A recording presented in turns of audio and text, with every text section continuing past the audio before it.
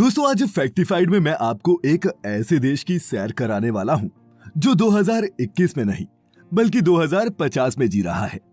इस देश के खान पान से लेकर लाइफस्टाइल तक, टेक्नोलॉजी से लेकर एटिकेट्स तक सब कुछ जरा हटके है। विजुअल्स देखकर आप समझ ही गए होंगे कि मैं जापान की बात कर रहा हूं। दोस्तों जापान इस साइज में राजस्थान से कुछ ही बड़ा होगा, लेकिन इस छोटे से देश के कारनामों ने पूरी दुनिया को हिला रखा है।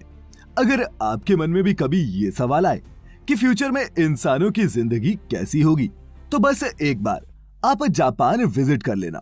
आज की इस वीडियो में मैं बताऊंगा आपको जापान से जुड़े 12 ऐसे फैक्ट्स जिनके बारे में जानकर आपको लगेगा कि आप अभी भी स्टोन एज में जी रहे हैं। तो चलिए शुरू करते हैं। Factified. Facts on your face. Bullet train. दोस्तों आपने वो कहावत तो सुनी ही होगी कि टाइम इज मनी। अब इस कहावत को कोई फॉलो करता हो या नहीं, लेकिन जापान इसे बहुत सीरियसली लेता है। इसीलिए तो जापान का ट्रांसपोर्ट सिस्टम दुनिया के बेस्ट ट्रांसपोर्ट सिस्टम में से एक है। अगर आप जापान में हैं, तो आपको ना तो घंटों बस का इंतजार करना पड़ेगा और ना ही ट्रैवलिंग में आपका टाइम वेस्ट होगा, क्योंकि जापान के पास बुलेट ट्रेन का ऐसा नेटवर्क है 240 से 320 किलोमीटर प्रति घंटे की रफ्तार से दौड़ती हैं। इसे यहाँ की लोकल भाषा में शिनकानसेन कहते हैं। जापान की ये ट्रेन हाईटेक फैसिलिटीज से लैस है। अब इस ट्रेन की सीटिंग को ही देख लीजिए। इन चेयर्स को आप आराम से मूव कर सकते हैं।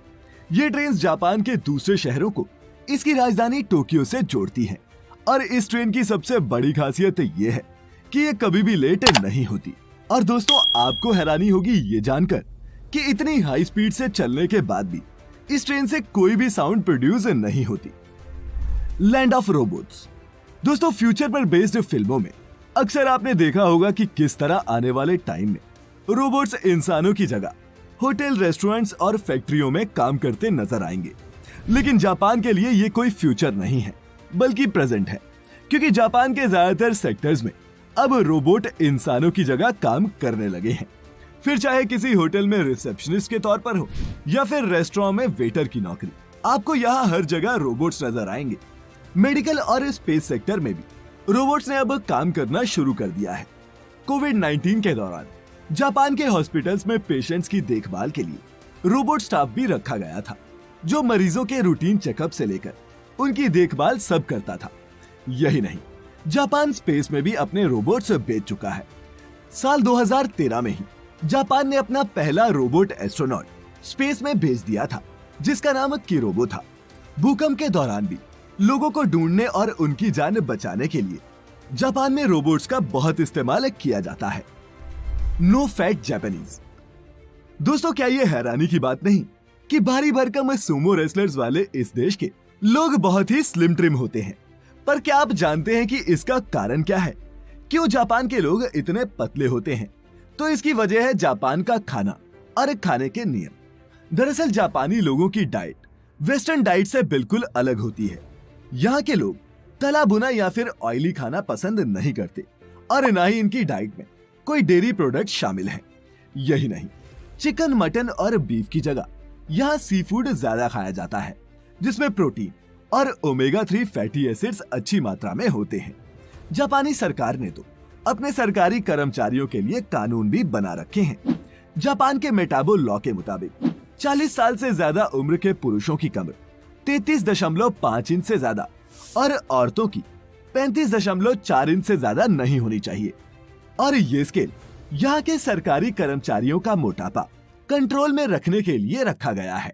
और दोस्तों जापान से unique secret for a longer and happy life उनके लाइफस्टाइल में ही छिपा है। उनके इस वे ऑफ लिविंग को बारीकी से समझने के लिए आपके साथ कभी हुआ है कि आप किसी टॉयलेट में गए हों और उसकी हाईफाई टेक्नोलॉजी और क्लीनिंग को देखकर चौंक गए हों? अब हमारे देश में ये अभी होना तो मुश्किल है, लेकिन अगर आप जापान में हैं तो यकीनन आपके साथ ऐसा हो सकता है। जापान जाने वाले टूरिस्ट यहाँ के टॉयलेट से काफी इंप्रेस हो जाते हैं, और वो इसलिए क्योंकि जापान जैसे मॉडर्न टेक्नोलॉजी वाले टॉयलेट्स आपको किसी भी और देश में देखने को नहीं मिलते। इन टॉयलेट्स में क्लीनिंग फैसिलिटी के साथ साथ seat heater, blood pressure, weight और यूरिन चेकर फैसिलिटी तक मौजूद होती है। इसके अलावा जापानी महिलाएं काफी शर्मीली होती हैं, जो फ्लश साउंड को कवर करते हैं।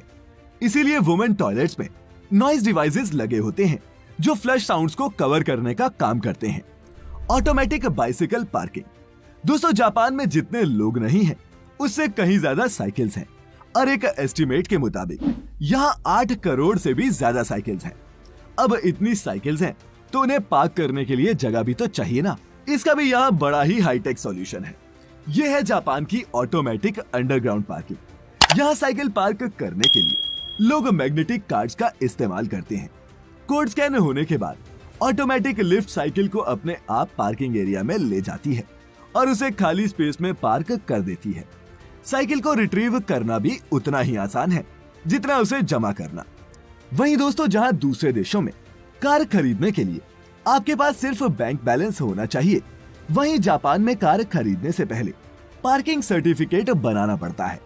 जी हाँ, दरअसल स्पेस कम होने की वजह से जापान में बहुत कम पार्किंग एरियाज हैं और ये सर्टिफिकेट सबूत होता है कि कस्टमर के पास पार्किंग की जगह है, और अगर ये नहीं है तो आप यहाँ गाड़ी लेने की सोच भी नहीं सकते। Capsule hotel. दोस्तों, जापान के कैप्सूल होटल इस देश की टेक्नोलॉजी और फ्यूचरिस्टिक सोच का एक बहुत अच्छा एग्जाम्पल है। ट्रेन मिस हो जाए या फिर किसी महंगे होटल में रहने के पैसे ना हो या फिर सिर्फ कुछ घंटे झपकी मारने का ही मन हो, जापान में हो तो इन कैप्सूल होटल में जरूर जाएं। किसी कैप्सूल की तरह दिखने वाले इन होटल्स में सिर्फ बेडरूम स्पेस होता है, लेकिन ये सभी मॉडर्न फैसिलिटीज से लैस होते हैं।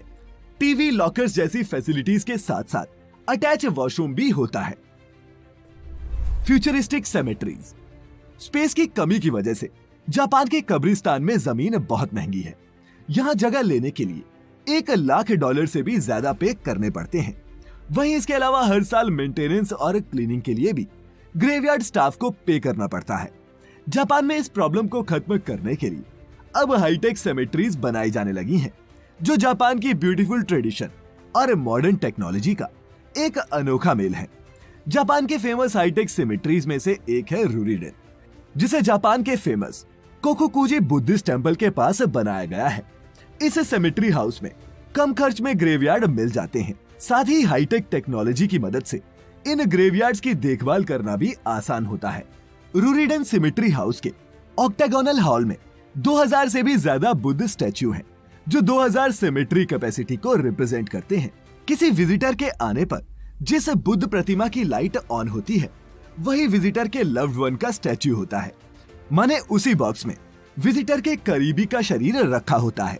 हर बुद्ध स्टैच्यू को यहाँ ब्लू ग्लास लाइट से तैयार किया गया है ताकि विजिटर्स को यूनिक और पीसफुल एनवायरनमेंट दिया जा सके। और दोस्तों, इन हाईटेक ग्रेवयार्ड्स में किसी भी इंसान के शरीर को 33 साल तक रखा जा सकता है। Underground farming. दोस्तों, जापान में हर प्रॉब्लम का सलूशन टेक्नोलॉजी है, फिर वो फार्मिंग ही क्यों ना हो। चूंकि जापान का लैंडमास बहुत कम है, जापान अपनी अनयूज्ड टनल्स और सबवे का इस्तेमाल भी फार्मिंग के लिए करता है। क्या आपको यकीन होगा कि जापान के मार्केट में मिलने वाली ये एक्सपेंसिव और हेल्दी वेजीज यहाँ की टनल्स और अंडरग्राउंड एरियाज में उगाई जाती हैं। 2015 में जापान के मेट्रो डिपार्टमेंट ने अपने सबवे टनल्स में वेजीज उगाने का इनिशिएटिव लिया था और अब ये फॉर्मूला पूरे जापान में अपनाया जाने लगा है। जापान टेक्नोलॉजी की मदद से बिना मिट्टी और कम पानी के साथ फल और सब्जियां उगाता है। जापान के अर्बन एरियाज में बहुत सारी एग्रीकल्चर कंपनीज हैं जो बिल्डिंग्स और अंडरग्राउंड एरियाज में फल और सब्जियां उगाने का काम करती हैं। अब सोचिए, अगर ऐसा कुछ हमारे देश में हो जाए तो। Unique fruits and veggies. अब जापानीज एग्रीकल्चर की बात हो और हम यहाँ के अजीबोगरीब दिखने वाले फल और सब्जियों की बात ना करें, ऐसा कैसे हो सकता है। जापान के क्यूब शेप्ड वाटरमेलन्स तो आपने भी देखे होंगे, लेकिन क्या आप जानते हैं कि जापानी इन क्यूब शेप वाटरमेलन्स को कैसे उगाते हैं? अगर आपको लगता है कि इसके लिए ये जापानी कोई केमिकल फॉर्मूले का इस्तेमाल करते हैं, तो आप दोस्तों गलत हैं। जापान के लोग ये वाटरमेलन्स को क्यूब शेप देने के लिए क्यूब मेटल बॉक्सेस का इस्तेमाल करते हैं, जो फार्मिंग के दौरान इन वाटरमेलन्स को ये शेप दे देते हैं। इस फॉर्मूले को 1978 में जापान के एक ग्राफिक डिजाइनर टोमोयुकी ओनो ने इन्वेंट किया था और अब इस फॉर्मूले के दम पर यहाँ के फार्मर क्यूबिक शेप वाटरमेलन्स को रेगुलर वाटरमेलन से 3 से 4 गुना ज्यादा दामों पर बेचा जाता है। Digital girlfriends. दोस्तों, बिजी लाइफ की वजह से जापान के लड़के शादी या फिर रिलेशनशिप में आना पसंद नहीं करते और ऐसे लड़कों के बीच जापान में डिजिटल गर्लफ्रेंड काफी पॉपुलर है। लव प्लस नाम की एक जापानी कंपनी यहाँ के मर्दों को ये सर्विस देती है। ये वर्चुअल गर्लफ्रेंड एक एनिमी कैरेक्टर होता है जो हर तरह के इमोशन को समझती है। यहाँ तक कि इनमें रोमांटिक फीचर्स भी एडेड होते हैं, जिनकी वजह से इन डिजिटल गर्लफ्रेंड्स की डिमांड और भी ज्यादा बढ़ रही है। जापानी आदमी इन वर्चुअल गर्लफ्रेंड्स को डेट करते हैं और ट्रिप पर भी लेकर जाते हैं, जहां इनकी गर्लफ्रेंड तो वर्चुअल होती है लेकिन इनका खर्चा रियल होता है। Cleanest country Japan. दोस्तों, जापान अपने नियम कानूनों को लेकर बहुत ज्यादा स्ट्रिक्ट है। कूड़े का डब्बा भर जाने के बाद अक्सर आप उसे अपने घर के बाहर रख देते हैं, ये सोचकर कि जब कूड़ा उठाने वाली गाड़ी आएगी वो अपने आप ये कूड़ा ले लेंगे। लेकिन जापान में ऐसा करना जुर्म है। जापान में आप गाड़ी के आने से पहले कूड़ा बाहर नहीं रख सकते। अगर कोई ऐसा करता है तो उसे फाइन भरना ही पड़ता है। इसके अलावा साफ सफाई की अहमियत बचपन से ही स्कूलों में किसी सब्जेक्ट की तरह पढ़ाई जाती है। आपको जानकर हैरानी होगी कि जापान के स्कूल्स की सफाई कोई सफाई कर्मचारी नहीं, बल्कि यहाँ पढ़ने वाले बच्चे खुद करते हैं। Futuristic museum. दोस्तों, हम जब भी किसी म्यूजियम में जाते हैं तो हमें वहाँ या तो हिस्टोरिकल चीजें देखने को मिलती हैं या फिर साइंटिफिक। लेकिन क्या हो अगर आप किसी म्यूजियम में जाएं और आपको वहाँ हिस्ट्री नहीं बल्कि फ्यूचर की दुनिया देखने को मिले। अब दुनिया के किसी और देश में ये होना पॉसिबल हो या नहीं, लेकिन अगर आप जापान में हैं तो ये बिल्कुल पॉसिबल है। जापान का मिराइकन म्यूजियम ह्यूमन इंजीनियरिंग और इनोवेशन का नेक्स्ट लेवल है। इस म्यूजियम में ह्यूमन स्टाफ से कहीं ज्यादा रोबोट स्टाफ है और यहाँ एंट्री गेट पर मौजूद गार्ड से लेकर टूर गाइड तक सब रोबोट हैं। म्यूजियम में हर सर्विस मशीनों के जरिए ही ऑपरेट होती है। म्यूजियम में लेटेस्ट जापानीज इनोवेशन से लेकर वर्ल्ड साइंस के इनक्रेडिबल रिसर्च तक सबके सब शोकेस किए गए हैं। दोस्तों, ये सब देखकर क्या आपको नहीं लगता कि ये देश 2021 में नहीं बल्कि 2050 में जी रहा है? आप क्या सोचते हैं? नीचे कमेंट्स में हमारे साथ जरूर शेयर करें। मैं फिर लेकर आऊंगा ऐसी ही एक और मजेदार और इंफॉर्मेटिव वीडियो। तब तक खुश रहें, अपना अपने चाहने वालों का ख्याल रखें और वीडियो पूरी देखने के लिए आपका बहुत बहुत शुक्रिया।